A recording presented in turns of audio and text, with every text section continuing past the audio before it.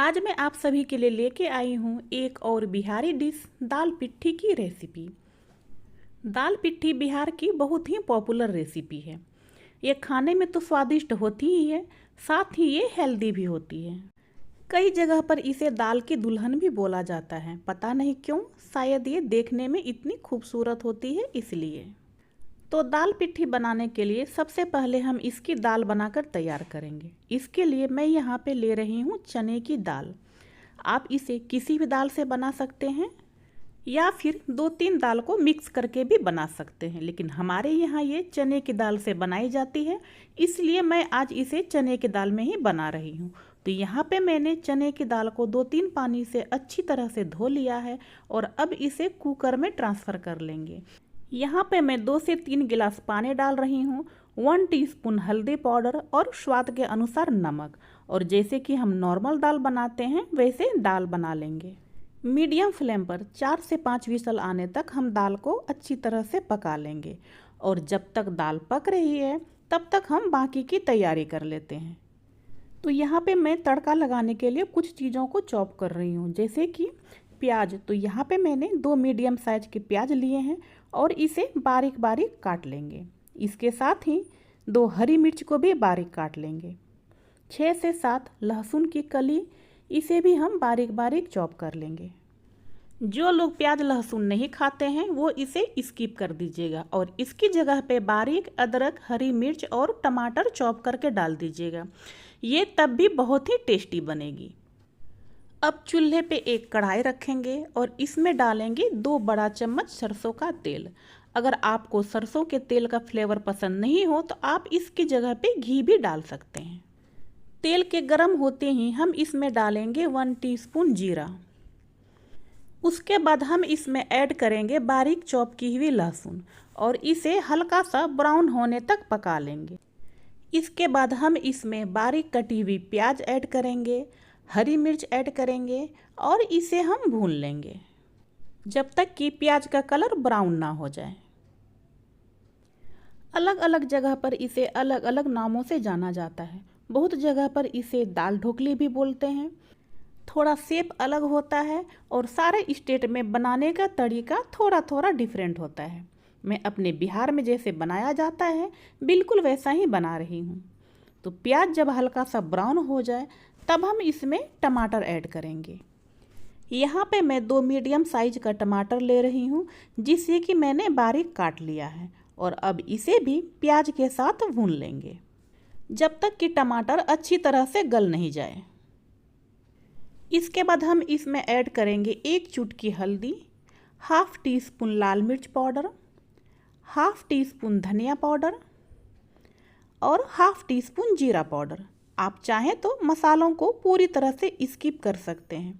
मसाले के बिना भी ये बहुत ही ज़्यादा टेस्टी बनती है। अगर आप बहुत ज़्यादा मसाला खाना पसंद नहीं करते हैं तो यहाँ पे आप सिर्फ प्याज और टमाटर को ही डाल के पका लें। सारे मसाले अच्छी तरह से पक गए हैं तो अब इसमें हम दाल डाल देंगे और इसके साथ ही थोड़ा सा पानी इसमें हम और डालेंगे, क्योंकि जब हम इसमें पिट्ठी डालेंगे तो ये और भी गाढ़ी हो जाएगी। और अब हमें दाल में एक उबाल आने तक पकाना है। तब तक मैं चूल्हे का फ्लेम बिल्कुल लो कर दी हूँ और अब चलते हैं पिट्ठी बना के तैयार कर लेते हैं। तो ये नॉर्मल आटा है जैसे हम पूड़ी के लिए बनाते हैं। हल्का सा नमक और 1 चम्मच घी डाल के मैंने आटा लगा लिया है और अब इसे अच्छे से मिक्स कर लेते हैं और फिर चलते हैं हम इसकी पिट्ठी बनाते हैं। अब हम एक बड़ी सी लोई लेंगे और इसका एक बड़ा सा रोटी बना के तैयार कर लेंगे। उसके बाद उसे हम काटेंगे। तो यहाँ पे अब इसमें सूखा आटा लगा लेंगे और इसकी रोटी बेलना शुरू करेंगे। तो जैसा कि हम रोटी बनाते हैं बिल्कुल वैसा ही रोटी बनाना है, ना बहुत मोटा बनाना है और ना ही बहुत ज़्यादा पतला बनाना है। अगर रोटी बहुत ज़्यादा मोटा रह गया तो फिर पिट्ठी जो है वो थोड़े हार्ड बनेंगे। इसके बाद हम एक गिलास या कटोरी जो भी आपके पास हो उससे हम इस तरह से गोल गोल कट कर लेंगे। इसके बाद हम इसकी पिट्ठी बनाएंगे। तो पिट्ठी बहुत डिजाइन की बनाई जाती है, आपको जैसा आता हो उस तरह से बना सकते हैं। तो मैं यहाँ पे 4 फूलों वाला आपको पिट्ठी बनाना सिखा रही हूँ। इसके पहले थाली में थोड़ा सा आटा डस्ट कर लेंगे, नहीं तो पिट्ठी जो है वो एक दूसरे में चिपक जाएगी। तो एक पूड़ी उठाएंगे और उसमें सूखा आटा लगाएंगे और दोनों किनारों को पकड़ते हुए इसे बीच में से चिपका देंगे। इसे अच्छे से चिपका दें ताकि दाल में जाने के बाद ये खुले नहीं। इसके मुंह खुले रहने चाहिए अच्छे से, ताकि इसमें दाल अंदर तक जाए और ये बिल्कुल भी खाने में आटा आटा सा नहीं लगे। थोड़ी सी प्रैक्टिस से ये बहुत ही आसानी से बन के तैयार हो जाते हैं।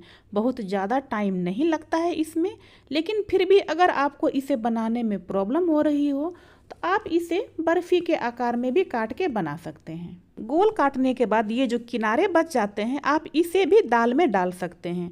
ये खाने में और भी ज़्यादा सॉफ्ट लगते हैं। तो यहाँ पे मैं सारे फ्लावर बना के तैयार कर चुकी हूँ और अब चलते हैं चूल्हे की तरफ। आप देख सकते हैं दाल कितनी अच्छे से उबल रही है। अब दाल पिट्ठी को और भी ज़्यादा टेस्टी बनाने के लिए इसमें मैं डाल रही हूँ 1 चम्मच आम का अचार। इसे डालने से इसका स्वाद दुगुना हो जाता है, तो आप इसे डालना बिल्कुल भी ना भूलें।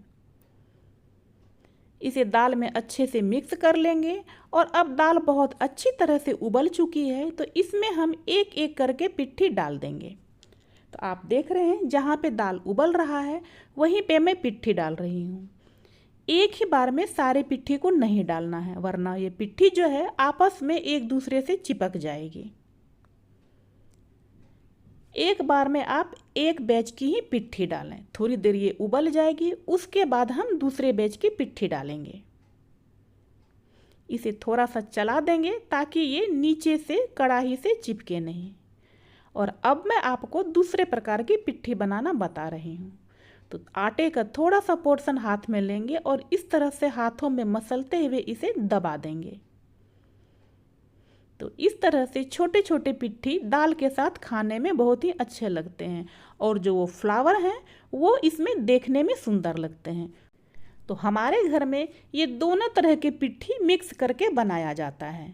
आप चाहें तो सिर्फ फ्लावर का भी बना सकते हैं और आप चाहें तो सिर्फ इस तरह की पिट्ठी भी बना सकते हैं। लेकिन जब दोनों को मिक्स करके बनाते हैं तो दाल के साथ ये महीन वाली पिट्ठी खाने में टेस्टी लगती है और थाली में जब वो फ्लावर आता है तो वो देखने में सुंदर लगता है।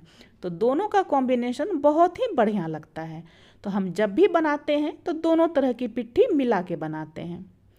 और अब इस पिट्ठी को 8 से 10 मिनट तक अच्छी तरह से पकने देंगे। तो अभी आप देख रहे हैं कि पिट्ठी नीचे बैठी हुई है और जब ये पक जाएगी तो ये पिट्ठी ऊपर को तैरने लगेगा। इसमें थोड़ा सा नमक मैं और डाल रही हूँ क्योंकि मैंने बस दाल के बराबर ही नमक डाला था। इसे अच्छे से मिक्स करेंगे और अब पिट्ठी को हम 8 से 10 मिनट तक पकने देंगे। तो यहाँ पे पानी थोड़ा कम लग रहा था तो मैं इसमें थोड़ा सा पानी गर्म करके और डाल रही हूँ, क्योंकि पिट्ठी पकने के बाद में गाढ़ा हो जाता है और ठंडा होने पे ये और भी ज़्यादा गाढ़ा हो जाता है। तो अगर आपको पानी कम लगे तो यहाँ पे आप पानी को गर्म करके डाल सकते हैं।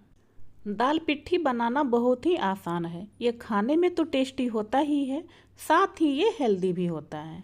अलग अलग जगह पर इसे अलग अलग नामों से जाना जाता है और साथ ही इसे बनाने का तरीका भी डिफरेंट होता है, पर यह बनाया हर जगह जाता है। तो 8 से 10 मिनट हो चुके हैं और दाल पिट्ठी अच्छी तरह से पक गई है। आप देख सकते हैं ये कैसे ऊपर दिखने लगा है।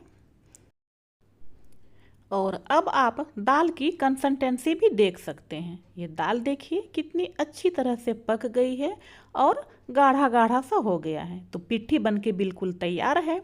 इसे और भी टेस्टी बनाने के लिए हम इसमें एक तड़का लगाएंगे। तो चूल्हे पे मैंने तड़का पैन रख दिया है और अब इसमें डालेंगे 1 बड़ा चम्मच घी। और जब घी गर्म हो जाए इसमें 1 टीस्पून जीरा डालेंगे और 2 सूखी लाल मिर्च को तोड़ के डालेंगे। 1 कड़ी पत्ता डालेंगे और 1 टीस्पून कश्मीरी लाल मिर्च डालेंगे। ये तीखी नहीं होती है लेकिन इससे इसका कलर बहुत ही बढ़िया आएगा। और अब ये तड़का अच्छी तरह से पक चुका है, तो इसे हम दल पिट्ठी के ऊपर डाल देंगे, जिससे कि दाल पिट्ठी का स्वाद और भी ज़्यादा बढ़ जाएगा। अब इसके ऊपर बारीक कटा हुआ हरा धनिया डालेंगे और अब ये हमारी दाल पिट्ठी बनके पूरी तरह से तैयार है। तो इसे हम चलिए सर्व कर लेते हैं। तो आप देख सकते हैं ये देखने में कितना ज़्यादा सुंदर लग रहा है और खाने में उससे भी ज़्यादा स्वादिष्ट लगेगी। तो एक बार आप इसे ज़रूर से ट्राई करके देखिएगा और हमें कमेंट करके बताइएगा कि आपकी रेसिपी कैसी बनी। अब इसे गर्मा गर्म सर्व करें और इंजॉय करें। वैसे तो इसके साथ किसी भी सब्जी वगैरह की ज़रूरत नहीं होती है, लेकिन हमारे यहाँ इसे चोखा और हरी चटनी और आलू के भुजिया के साथ खाया जाता है। तो एक बार आप इस रेसिपी को इस तरह से ज़रूर ट्राई करें। मुझे उम्मीद है आपको ज़रूर पसंद आएगी।